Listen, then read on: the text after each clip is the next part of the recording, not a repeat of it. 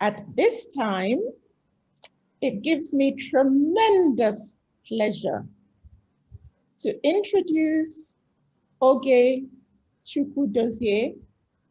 Oge is the National Associate of the Nigeria Resource and Support Hub. Oge, over to you. Thank you very much, Dr. Eleanor. I'm quite pleased to be in this, our first webinar on Safeguarding 101, Introduction to Safeguarding. I've been on the aid sector for over 15 years, working with different organizations like Christian Aid, Save the Children, and in different capacities. But I have a passion in safeguarding, and I enjoy supporting organizations to strengthen their safeguarding policy and practices. Thank you. So we will be starting this webinar. We'll first look at RSH to understand what RSH is and who we are and what we are about to do. Can we have the slide, please?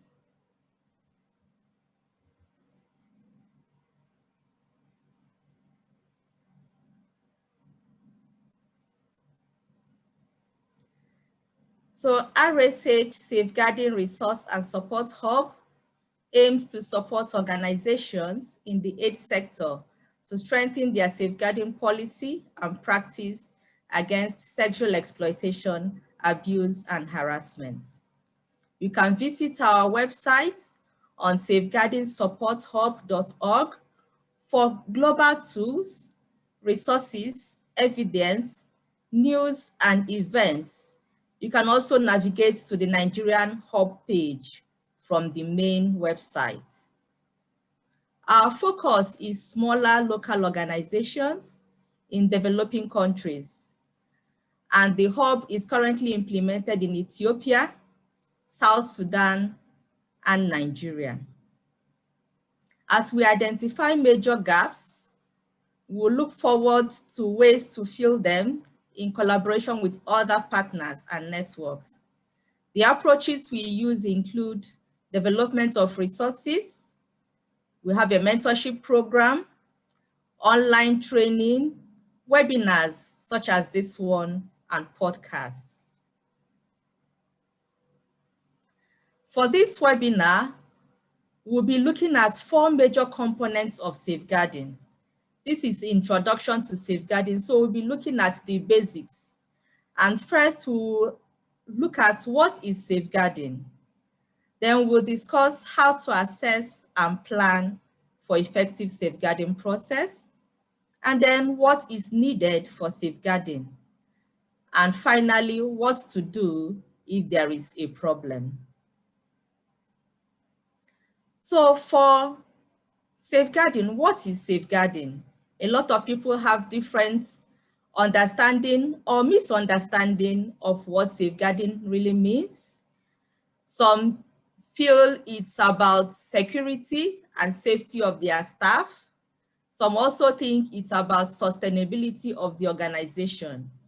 But for us in RSH, and generally for the aid sector, safeguarding is an ethical approach and set of practical measures adopted by organizations to promote the safety and well-being of everyone involved in the delivery or receipt of humanitarian aid and development assistance, and to protect them as far as possible from all forms of harm, including exploitation, abuse, and harassment. That might result from their involvement in or contact with our organization. So basically, safeguarding is about the ethical approaches you put to ensure that people, especially the community that you serve and your staff as well, are protected from harm. So simply put, we do not harm people who come in contact with us. So anybody who comes in contact with this organization, so that is basically what you'll be saying. Any person who comes in contact with your organization shouldn't be put to more harm. It's also in line with the do no harm principle. Now, safeguarding is actually hinged on power dynamics. We know that in an organization, certain people sometimes have more power, either based on their gender, race, the role in the organization, disability or ability status, sexuality, and so on. People with less power can be at greater risk of exploitation and abuse. So safeguarding really is underpinned by power dynamics. Sexual exploitation, abuse, and sexual harassment involves people within organizations using their power in harmful ways against people who are less powerful. So we have, for example, these probably because the person is a head of programs or a director of programs or the executive director in an organization, or based on gender or other factors, is considered higher in terms of power. Such person can now use their power in a negative way. But what we are saying, and why safeguarding is essential, is that we want to ensure that people don't use their power to oppress others. Rather, they use that power to uplift and empower the people that are less powerful.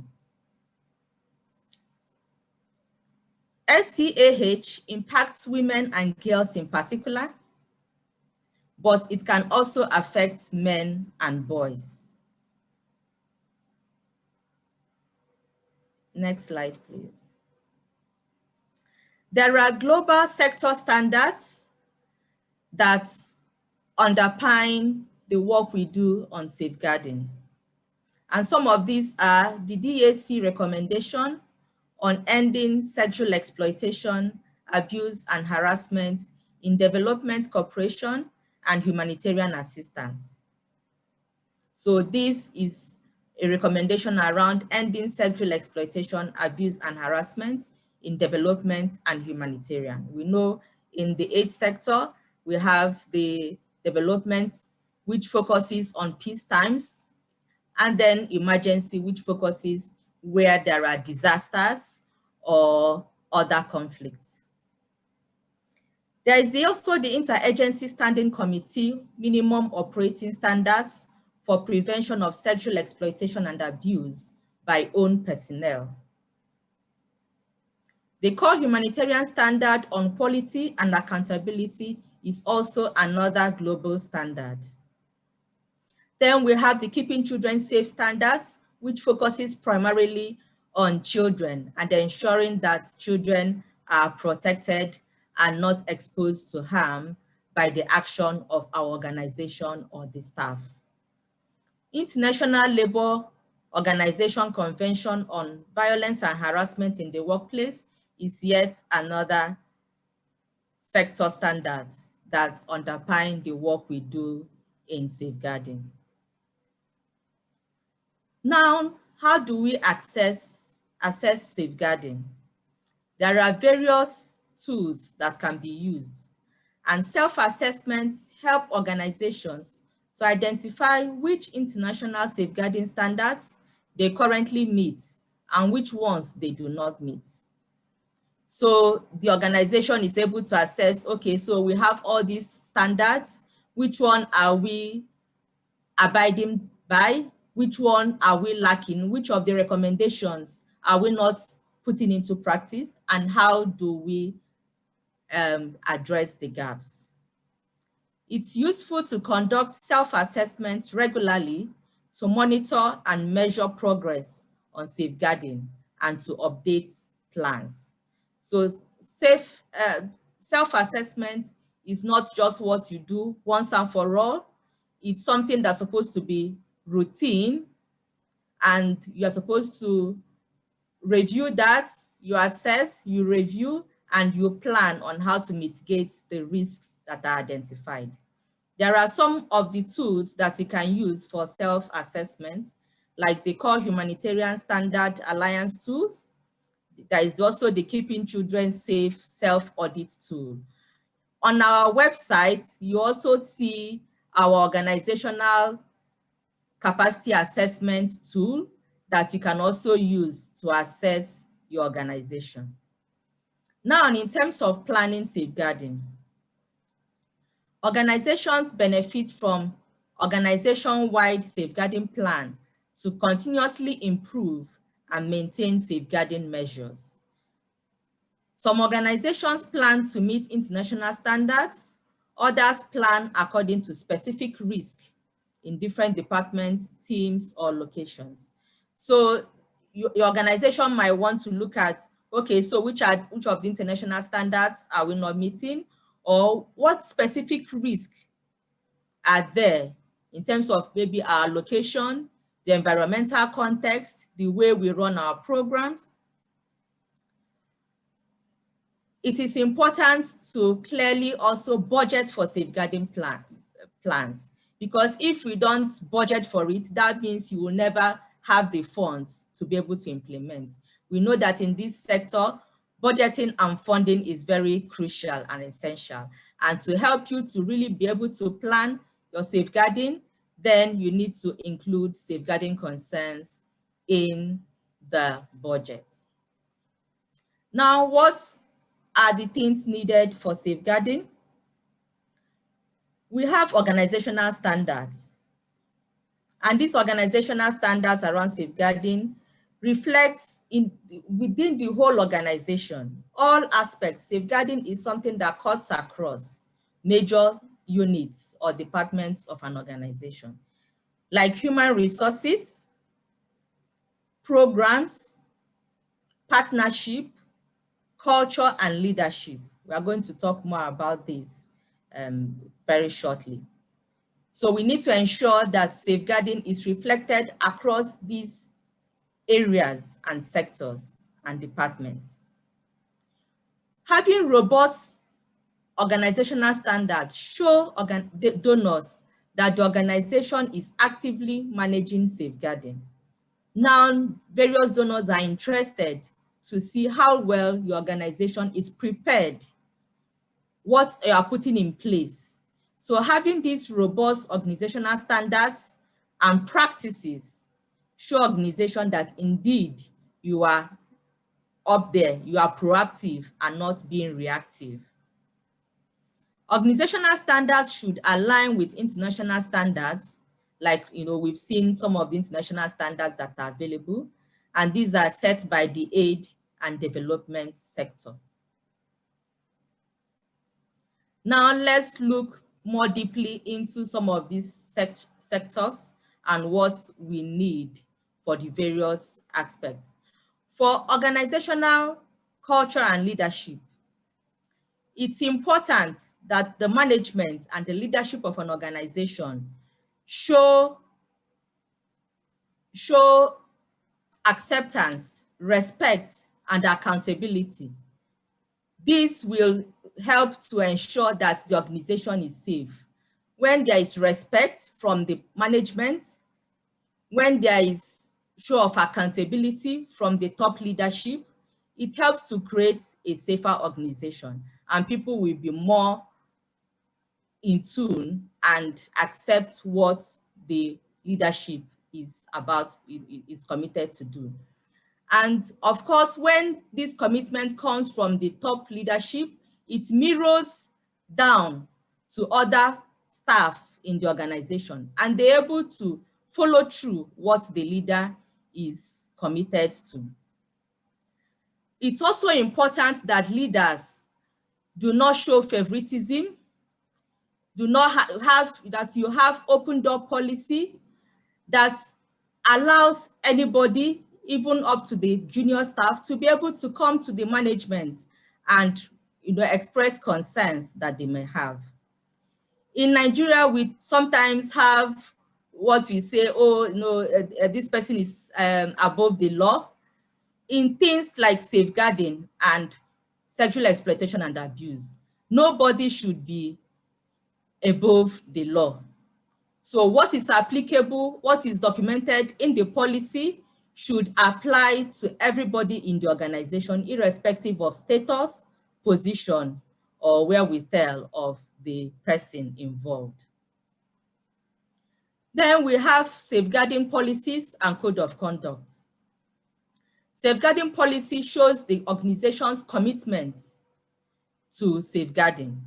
It shows indeed, in black and white, that these are really what your organization stands for. And anybody who is coming to the organization should know what your organization stands for, either as staff, volunteers, or any third-party consultants that are available. So this policy is very important. That's like the background information that is needed. And then the code of conduct is also very essential, because the code of conduct shows commitment of the staff. The staff are able to, and other representatives are able to commit to what they will do.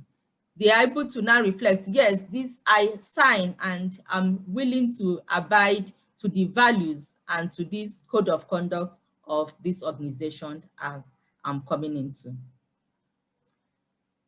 The next is communication, learning, and development. And this is within the staff, volunteers, and other representatives of the organization.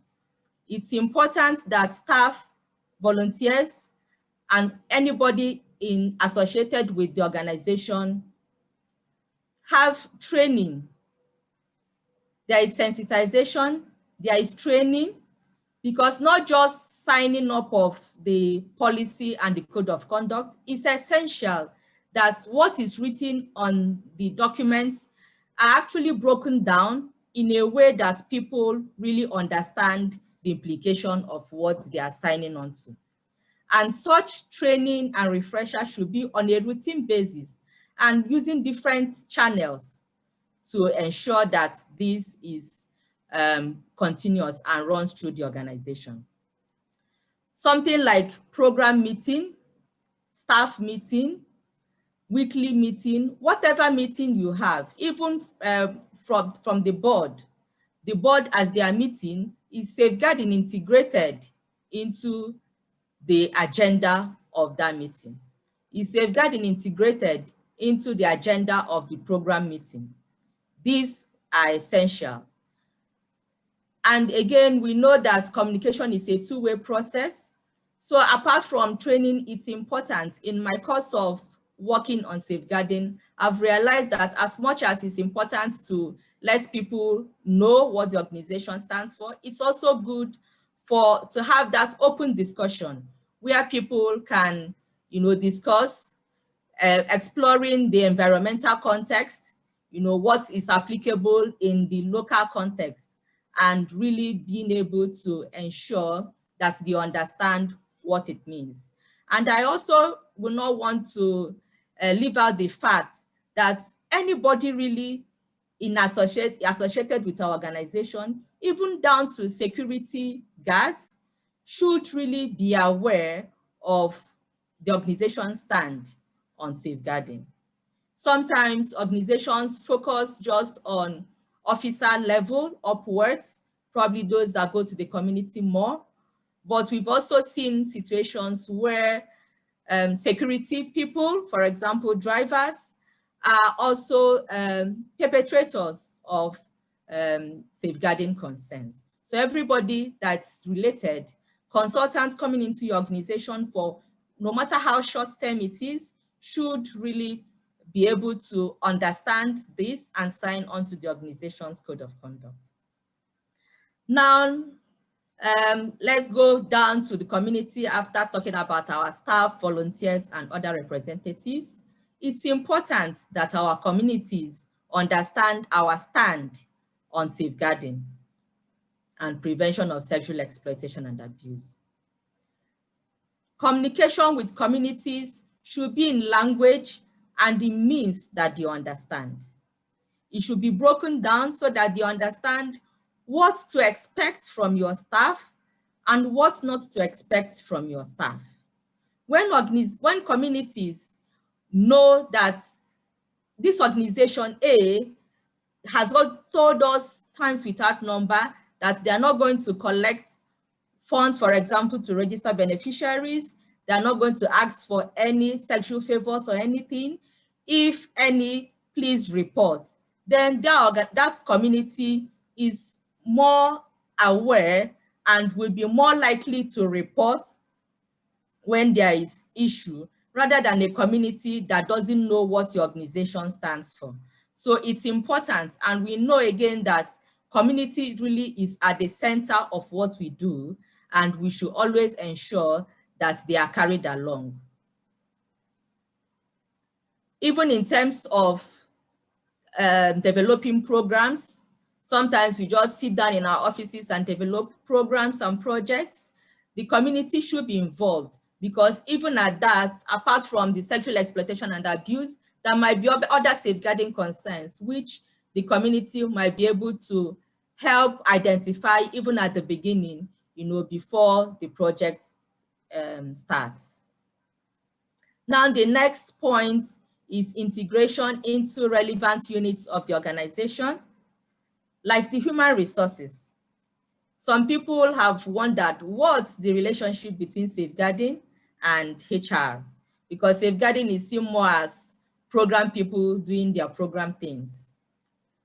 Human resources has a great role to play in terms of safeguarding, starting from recruitment. The human resource is saddled with the responsibility of getting staff and other representatives into the organization. And this recruitment process should, as much as possible, be stringent enough to ensure that we are not taking in people who have perpetrated one form of safeguarding concern, probably sexual exploitation and abuse, or the other.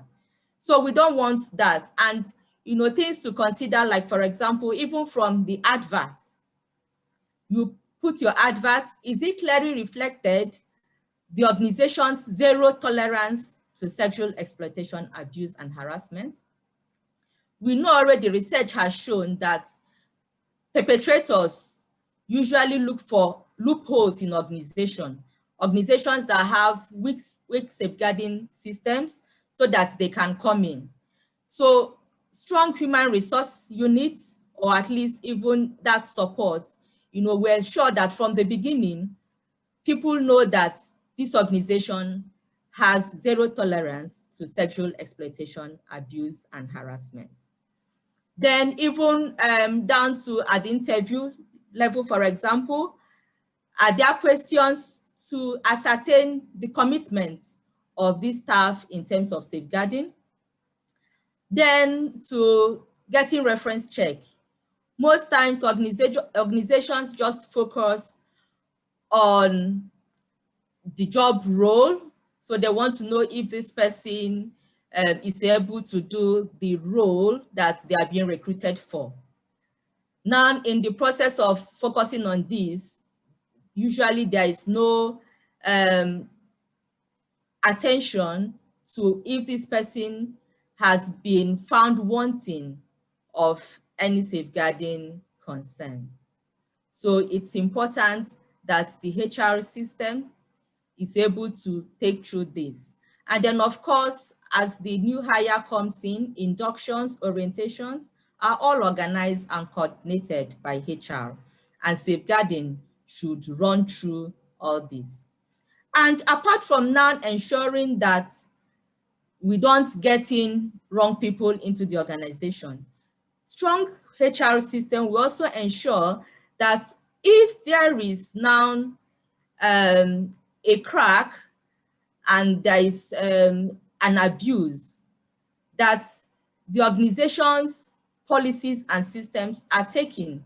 So having strong system that will address the concern, looking at the disciplinary measures that the organization has stipulated. Now let's move to safe programming. For safe programming, it's important to conduct risk assessments We've talked about risk assessment earlier. You have risk assessment of this program. Look through what are potential risks. Look at the location. Are you in a humanitarian context? You know, how is the general culture of the area? Because we know that safeguarding concerns get exacerbated when there are emergency situations, for example. So detailed risk assessment needs to be done, and then plans to mitigate those risks put in place and actions put in place so that we are able to ensure that we are implementing a program that is not exposing people to any further form of harm, either by the way our program is designed or by the action of our staff, volunteers, and other representatives. I always make sure to add volunteers and other representatives because it's important. We know that in this sector, we cannot do without volunteers. We usually engage lots of volunteers.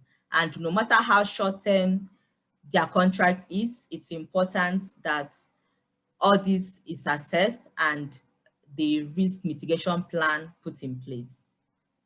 Now, in terms of media and communications, we need to ensure that our communication materials are not exposing the people to further harm, that they are maintaining the dignity of people. We don't want to put pictures of people out there without their informed consent. So these are important. And are we getting, say, media consultants to come in or journalists to come in? They must also have to abide by our safeguarding policy and code of conduct, knowing that they cannot behave inappropriately with any of our beneficiaries. Data protection is yet another aspect of this. Do we have safe filing systems that are not putting people at further harm, where information of people are confidentially kept? Now, on fundraising, we've mentioned the importance of having safeguarding budgeted for. It's important that we include safeguarding in our budgets and proposals.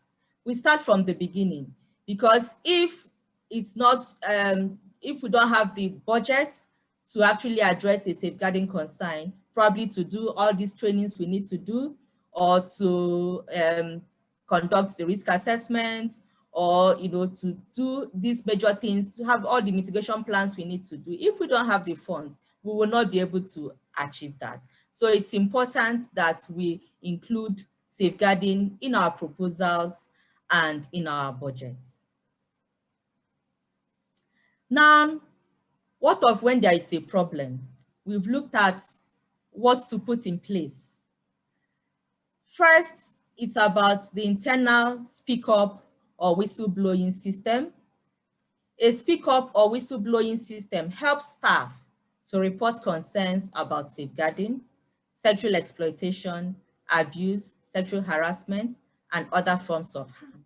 So it's important that organizations have this system, have a speak up or whistleblowing system in place. These systems need to be accessible to everyone and work for everyone. And they should prioritize the survivor's rights, needs, and wishes. All staff and associates must be confident that the system will support and protect them when they report a concern. The system should offer protection for complaints that try to cause harm to staff or associates. It's important, this point is quite important, that people are confident of the system. If people are not confident of your system, you might have a very well designed, probably a suggestion box or phone line, but if people are not confident, that's why, again, we mentioned leadership commitment. If people are not confident that this leader and management will take adequate action against this report that's received, or are they knowing what should expect, because these are also key points that you need to know. The organization needs to be clear on the steps that they will take once a report is done. So people, staff, and associates need to be confident on the system. The most effective systems are developed together with staff. So you cannot just develop something as the organization and say, oh, okay, so that's the suggestion box. And probably the suggestion box is in the office of the person who is the perpetrator, for example, who will go there to drop. So there should be different channels in organizations. There are different channels on how to report. So if there is this main dedicated person, but if that person is actually the perpetrator, then there should be a higher level to report to. So that is really how it, and that's why I said earlier that nobody should be above the law. Now, in terms of what else to do, we have the community-based reporting mechanism, or community-based complaints mechanism. Some also call it complaints and response mechanism, but they are all the same in terms of how to get information from beneficiaries, from the community, if there is a concern. Every person who the organization works with must have a way to report safeguarding, sexual exploitation, abuse, and sexual harassment concerns. Community-based reporting systems must prioritize survivors' rights, needs, and wishes. So it's important that the community-based complaints mechanism that we develop it with the community. We don't bring things and feeling that we are the experts and we know what should work for them. No, they should tell us what should work and what will not work for them. And of course, you need to ensure that various aspects of the people are involved. You have to consider gender, you have to consider age, you have to consider disability, and other forms of intersectionality concerns that we need to factor in designing a complaints-based reporting mechanism. Now, the next thing now, you've received a report. How do you go about it? Case management is essential. Reports received must be handled in line with organizational procedures. So that's why it's important you have your policy that stipulates things as it should be. Survivor-centered case management process must be ensured and involves referral to quality services. The survivor's rights, needs, wishes must be prioritized again. The survivor is the expert in this instance, and you are supposed as the organization to work with what the survivor wants. And this includes referral to services. So if there is need, for example, for medical care, then such referral should be done. Referring a case to national authorities for criminal prosecution is yet another step when there is evidence to support allegations of sexual exploitation, abuse, and sexual harassment.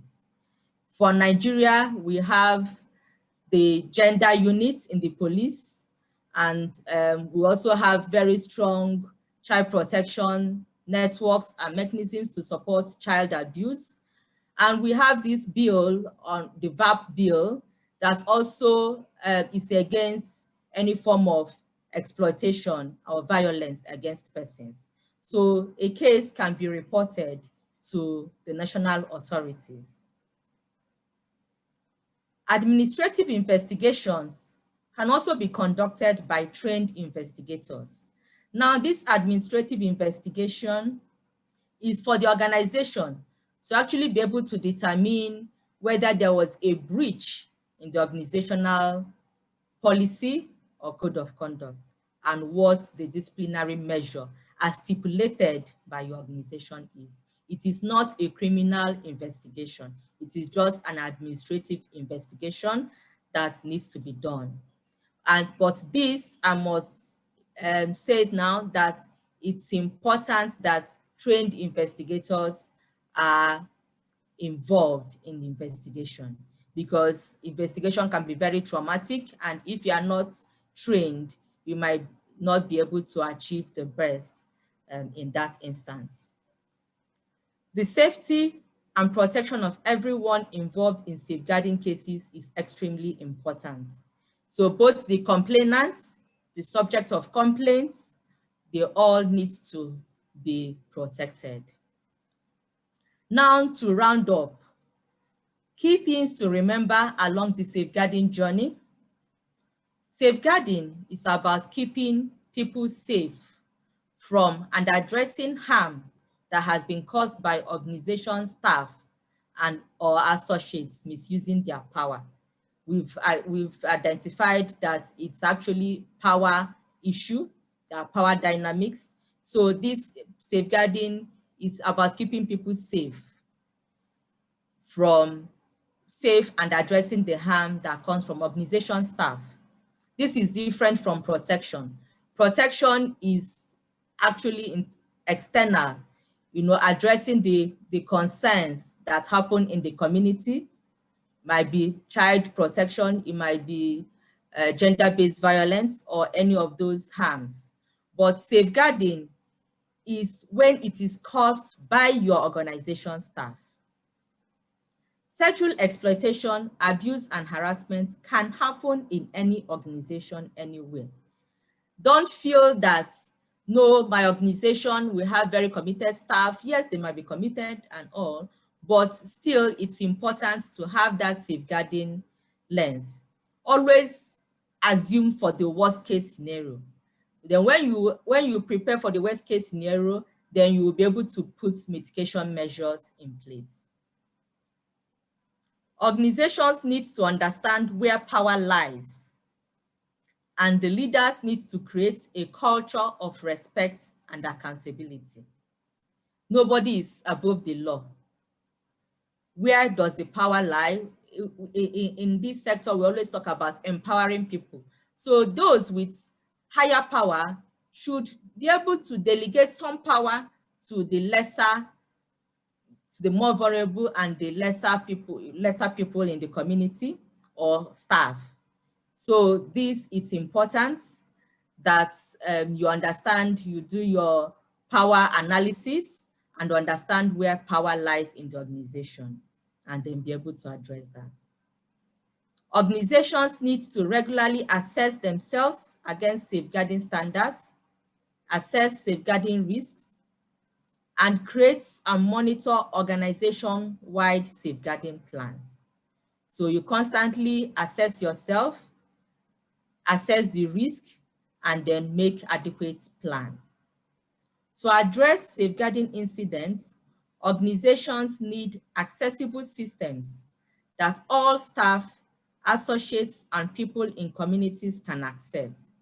Organizations need clear case management procedures and investigations to be able to ensure that, yes, our organization has done all, and we've put all the measures in place to prevent and to respond against safeguarding and other forms of sexual exploitation, abuse, and harassment.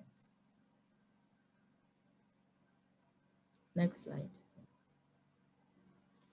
All right, so just to round up, here are some of the links.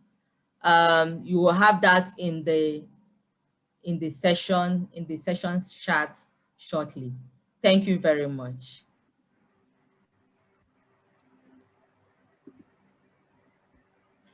Well, thank you so very much, Oge, for a very illuminating presentation. You have provided us with an overview of safeguarding, including sexual exploitation, abuse, and harassment, You have introduced CSOs to the safeguarding journey by providing an introduction and general overview of safeguarding. You've taken us through how to access safeguarding help and how to plan for safeguarding. You've told us of the importance of having a strong HR system and what is needed if there's a problem. What are the potential risks? To quote you, you said the community is at the center of what we do. You have also said that the survivor is the expert. And you put out words of caution that we need to have trained investigators. So thank you once again. Now it's time for our esteemed attendees to have their questions addressed. So I see 2 questions from Dr. Lydia Umar. Welcome, Dr. Umar. Dr. Umar asks first, she says, safeguarding, from my understanding, is heavily tilted towards sexual violence and exploitation within the organization. What happens when an external contact is involved? Thank you very much for that question. Yes, safeguarding can, there are various aspects. You have the sexual exploitation, abuse, and sexual harassment, but there are also other forms of safeguarding concerns around the way our program is designed. For example, if we have children activities, are we taking them out from school, for example?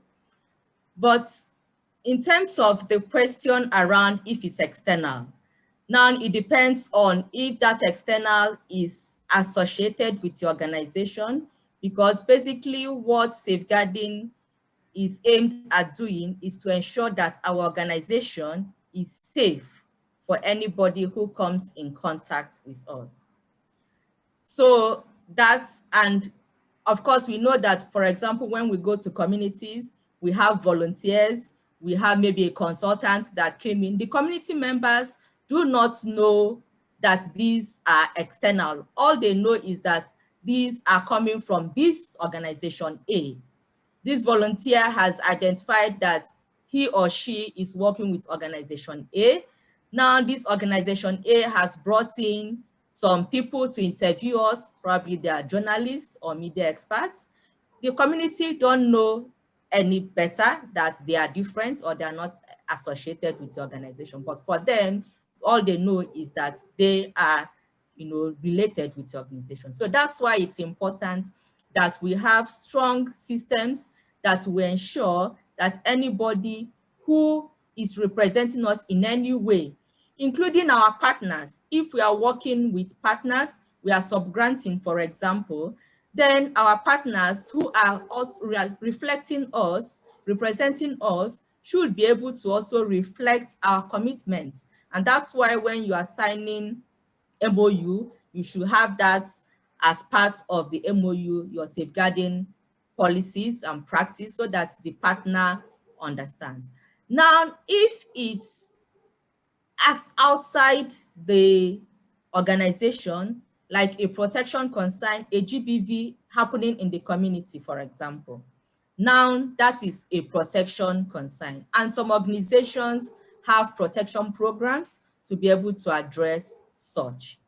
So that will take through the normal protection practice, like there will be case management, then of course referral, same. But for safeguarding, it's really to ensure that our organization is safe. Thank you. Hope I've been able to throw more light on that. Thank you so very much, Uge. Dr. Lydia goes on to ask a second question. She says, protection and ensuring survival rights is key. How do you take on board the security risks in school faced in this era of kidnapping and banditry? That is really a major concern that we are facing in Nigeria currently. The insecurity is heightened. Then that's why for schools, there is the Safe School Declaration. How safe are our schools? Not even just against the kidnapping, banditry, even teachers and tutors and academic staff, non-academic staff. How well do they know to ensure that these children are protected? We need to take very seriously the Safe School Declaration and work as holistic as possible with government leading to ensure that our schools, our children are safe for learning. Thank you. We have a question from Letitia Ambazimana.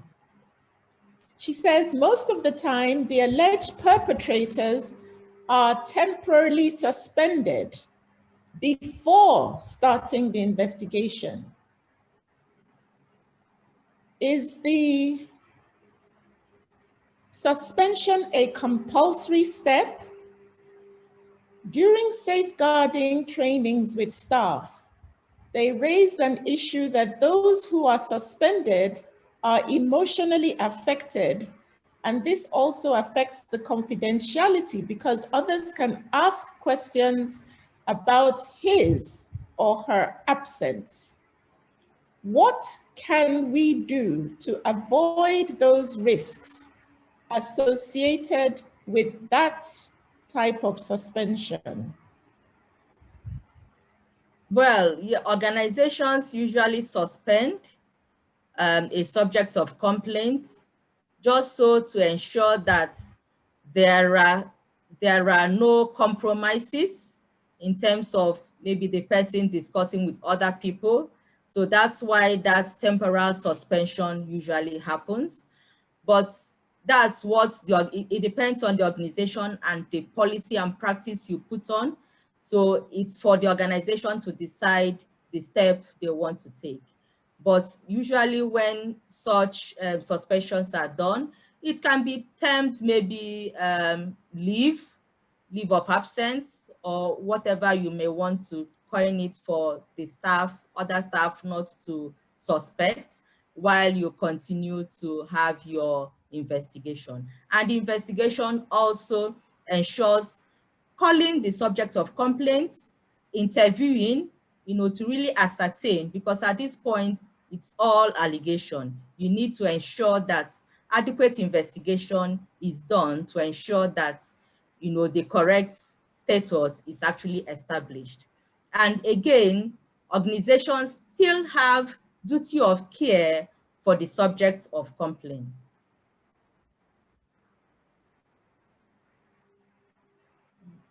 Thank you very much. We have two hands raised. We'll see if we can unmute Phoebe Marcy Moses and Patsy Oparaku.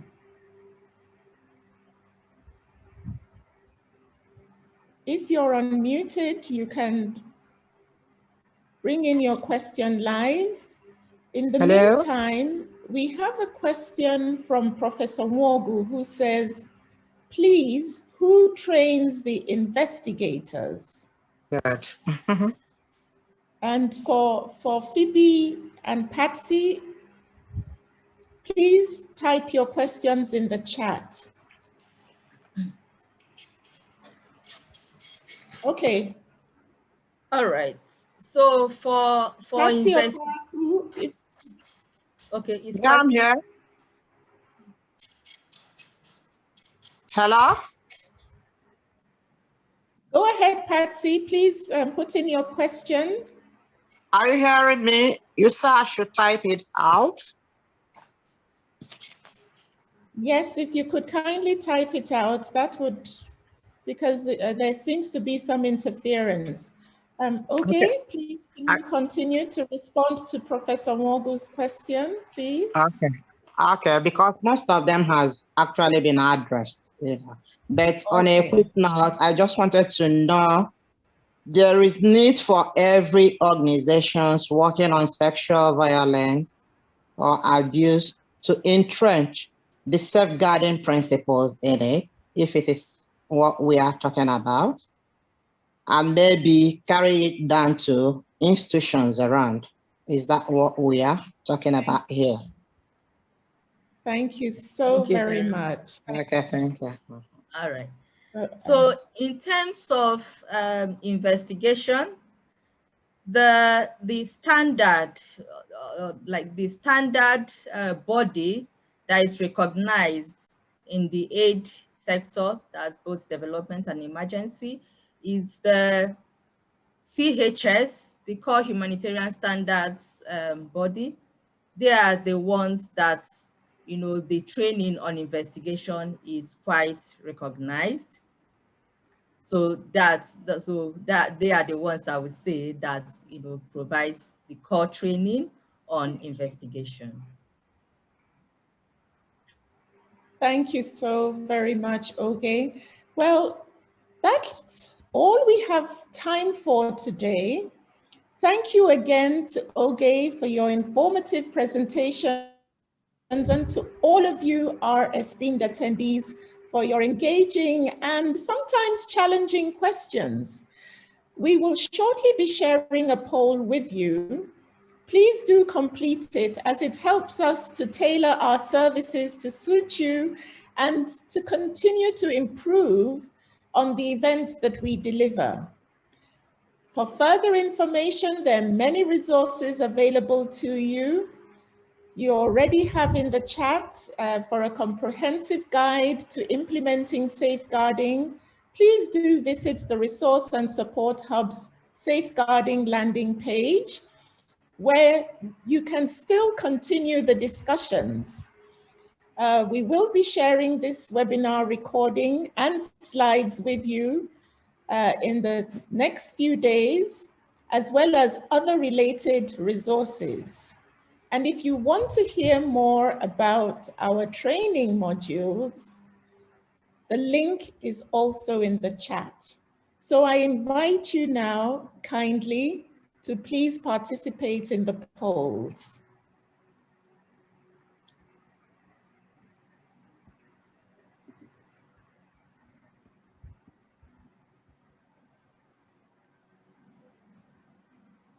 We just have 2 questions for you. I'm grateful if you kindly please fill out just by clicking on the circles next to the words for the 2 questions.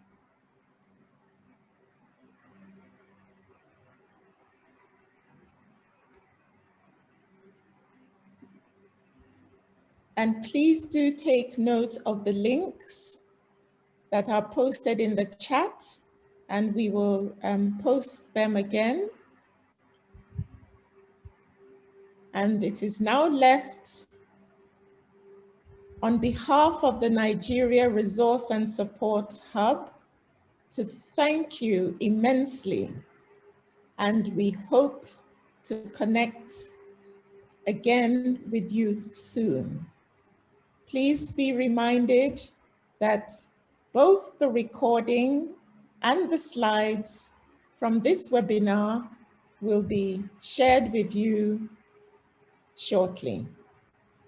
Thank you again.